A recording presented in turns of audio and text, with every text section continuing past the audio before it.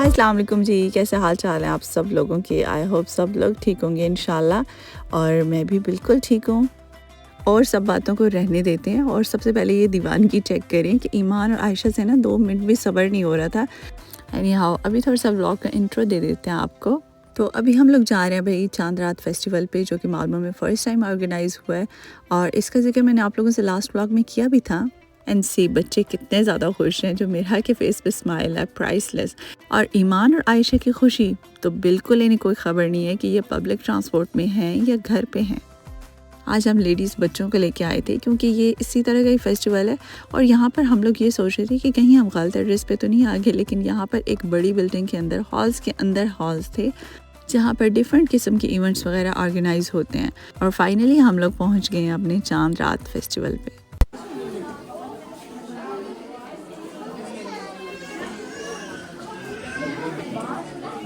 मालमो में मेरी ये फ़र्स्ट टाइम है किसी भी सोशल गैदरिंग में जाने की, और ये चांद रात के जो ये फेस्टिवल था और यहाँ पर जो ये डिफरेंट किस्म के स्टॉल्स लगे, इन्होंने तो पाकिस्तान की याद दिला दी। और अच्छे खासे खाने पीने के भी ऑप्शंस थे, बच्चों के लिए भी काफ़ी अच्छा हो गया। यहाँ पर चिकन, बिरयानी, हलीम, दही बल्ले, समोसे और ये डिफरेंट किस्म के ड्रिंक्स भी हैं जिनकी प्राइसेस यहाँ पे मेंशन है। पेमेंट का भी सिस्टम बहुत ज़्यादा इजी है, और साथ ही साथ ये जो डिफरेंट किस्म के स्टॉल्स, ये खूबसूरती, मेहंदी लगाना, कैलीग्राफी माशाल्लाह से पड़ी है। 2 बच्चे यहाँ पे कुकीज़ बॉक्स रख के बैठे हैं, ये भी सेल कर रहे थे। इस तरह से चूड़ियाँ, मेहंदी, ज्वेलरी सब कुछ अवेलेबल है यहाँ पे, और इस तरह से पाकिस्तानीज़ के लिए काफ़ी ज़्यादा रौनक लग गई। और ना सिर्फ पाकिस्तानीज़ के लिए बल्कि इंडियंस को भी मैंने देखा। दोस्ती, प्यार, मोहब्बत, ये भी क्या ही अजीब रिश्ता है। मतलब माशाल्लाह से बहुत ही एक ये प्यारे इमोशंस होते हैं। हालांकि यहाँ पर फुल ऑन म्यूज़िक है, सब बहुत ज़्यादा एंजॉय कर रहे हैं, डिफरेंट स्टार्स पे घूम रहे हैं। लेकिन ये दोनों लड़कियाँ यहाँ पर कुछ अपने ही चैलेंजेस किए जा रही हैं, दुनिया से बेनियाज। और यहाँ पर मेरा उसकी खुशी का ठिकाना नहीं, क्योंकि वो भी कामयाब हो गई हैं मेहंदी लगवाने में, और वो भी दोनों हाथों पे। क्योंकि मेहंदी लगाने वाली सिर्फ 2 ही लड़कियां हैं और मेहंदी लगवाने वाले बहुत ज़्यादा, तो खैर से काफ़ी ज़्यादा रश था। और मेहंदी लगाने में भी, जैसे कि आप लोग जानते हैं, काफ़ी ज़्यादा टाइम लगता है। कहीं पर भी जाएं और खाएं पिएं नहीं तो मुझे नहीं लगता कि आपका विज़िट कंप्लीट होता। और स्पेशली इस तरह की जगह में, जो कि हमारे इस तरह के कल्चरल इवेंट्स होते हैं ना, यहाँ पे तो जाके बहुत ही अच्छा लगता है। एंड स्पेशली मुझे एक साथ इतने सारे पाकिस्तानीज़ को देख के ना बहुत ही अच्छा फ़ील होता है। और यहाँ पर बहुत पुराने जानने वालों से भी मुलाकात हुई, दोस्तों से, कुछ ऐसे क्लास फेलोज़ की, जब हम लोग पाकिस्तान से आए थे और हम लोगों ने साथ में लैंग्वेज वगैरह की, तो बहुत ज़्यादा अच्छा लगा। और साथ आपको एक बहुत मज़े की बात बताऊँ, गेस व्हाट, कि मेरी मुलाकात एक यूट्यूब फैमिली मेम्बर से हुई। एंड माशाल्लाह शी वाज सो काइंड। मुझे उनसे और उनकी बेटी से मिलकर इतना अच्छा लगा कि आई कांट एक्सप्लेन। मेरा बहुत दिल कर रहा है कि मैं उनका नाम ले लूँ, लेकिन चूँकि मैंने उनसे परमिशन नहीं ली, इसलिए मैं उनका नाम नहीं ले सकती। लेकिन सच में मुझे उनसे मिलके बहुत ज़्यादा अच्छा लगा। तो बस यहाँ पर 2-3 घंटे तो हमने बहुत अच्छा एंजॉय किया, बड़ों ने भी और बच्चों ने भी। बच्चों ने अपने दोस्तों के साथ और हमने अपने दोस्तों के साथ खूब गपशप लगाई। आते हुए मैंने देखा था बहुत अच्छे लाइटिंग अरेंजमेंट्स थे यहाँ पर इस हॉल में ना। लेकिन अभी तो ना म्यूज़िक भी बहुत ऊंची आवाज़ में चल रहा था, तो मैं क्यूरियस हो गई कि मैं देखती हूँ कि यहाँ पर चल क्या रहा है।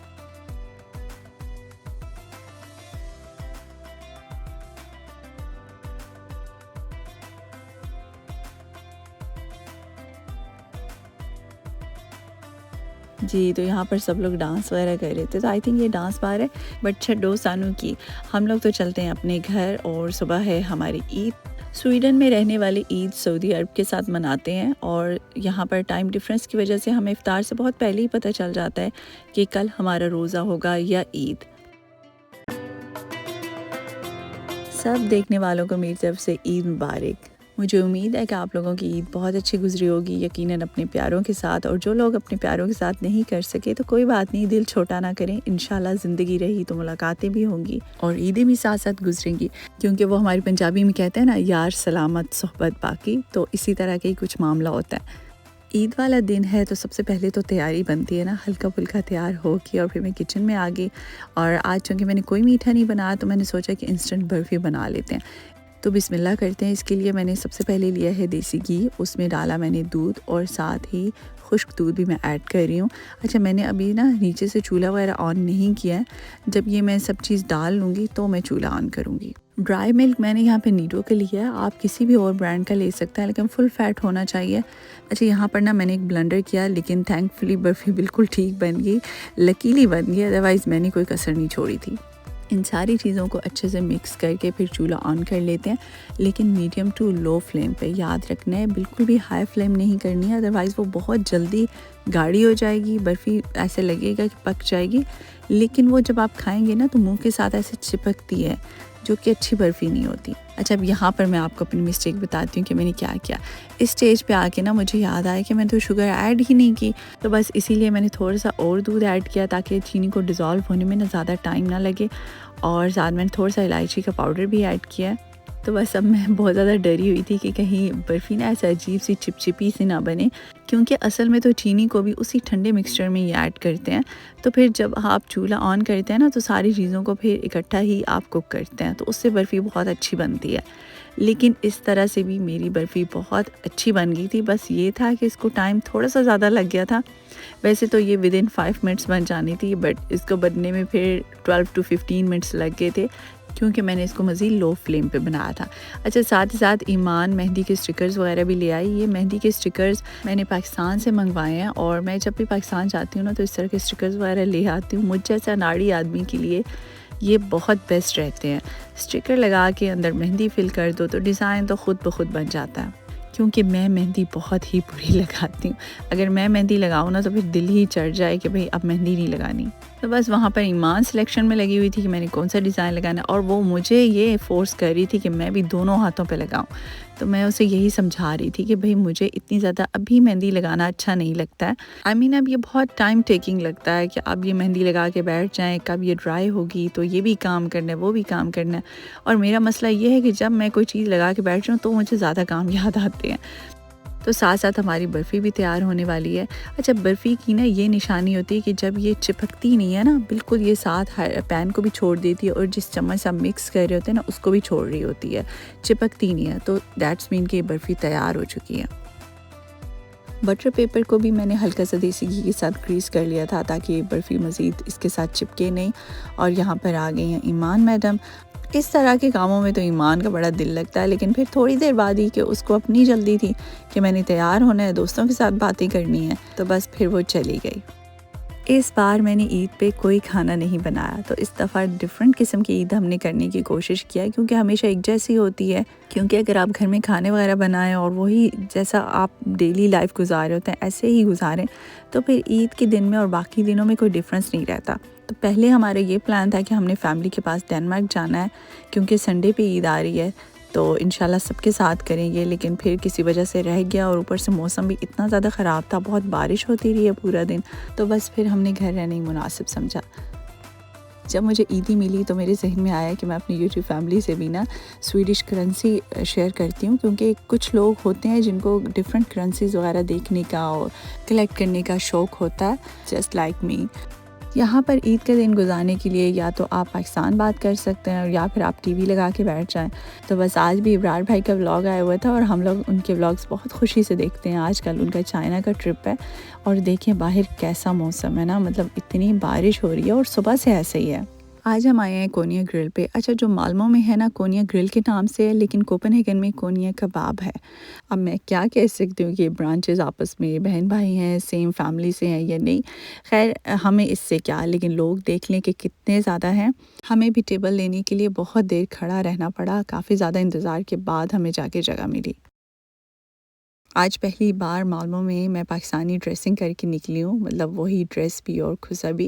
अदरवाइज़ मैं बाहर जाते हुए ना नॉर्मली पाकिस्तानी ड्रेसिंग नहीं करती हूँ, क्योंकि फिर लोग बहुत ज़्यादा ग़ौर वौर से देखते हैं कि, और पहचान भी लेते हैं कि ये पाकिस्तानी है, तो मुझे ये अच्छा नहीं लगता।